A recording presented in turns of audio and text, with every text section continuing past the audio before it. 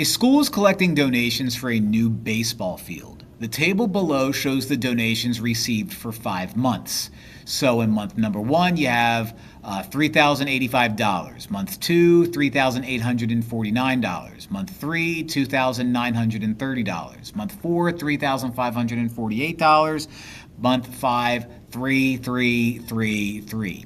Which method gives the most accurate estimate of the sum of the donations the school has received in 5 months? So we want to add all of them. So I'm thinking if we're estimating, let's round you down to 3,000.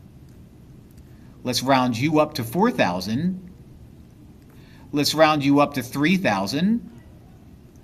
Let's round, I don't like it, but let's round you up to 4,000. And I don't like that either, but let's round you down to 3,000.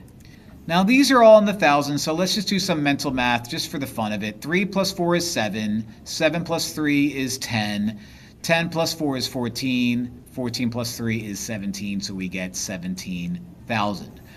Let's take a look at our options because that may have been a waste of time. Which method gives the most accurate estimate of the sum of the donations the school has received in 5 months? Well, if you round each monthly donation to 3,000 and then add, that's not accurate at all because I rounded 2 of these up to 4,000. So no, that's not right.